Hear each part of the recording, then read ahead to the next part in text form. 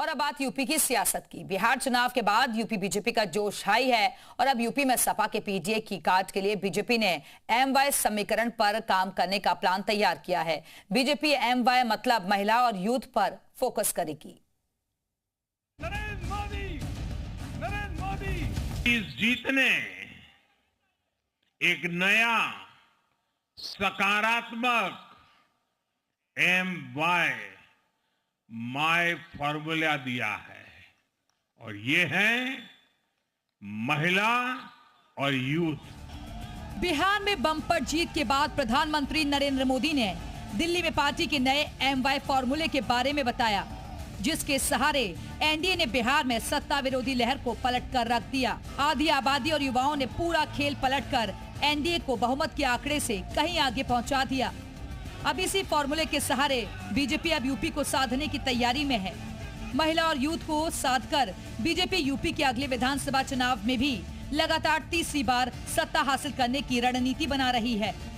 ये मोदी जी के नेतृत्व वाला नए भारत का नया मंत्र है। यह संपूर्णता का भाव वाला है। यह महिला और युवा, महिला और युवा कहने से संपूर्ण महिलाएं, धर्म नहीं, जाति नहीं, वर्ण नहीं, वर्ग नहीं, मत नहीं, मजहब नहीं, संपूर्ण महिलाएं और संपूर्ण युवाओं के रोजगार की बात।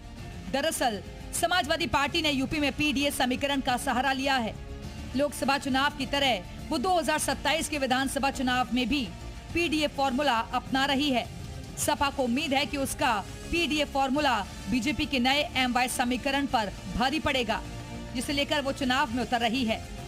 2027 विधानसभा चुनाव को लेकर के भारतीय जनता पार्टी एमवाय समीकरण बनाए या उनके ऊपर फोकस करे, लेकिन उत्तर प्रदेश की महिलाएं, उत्तर प्रदेश का यूथ ये समझ चुका है, खास करके पीडीए समाज का, कि भारतीय जनता पार्टी उनके साथ छल कर रही है, उनके साथ धोखा कर रही है। फिलहाल बिहार की जीत से बीजेपी में बम्पर उत्साह है।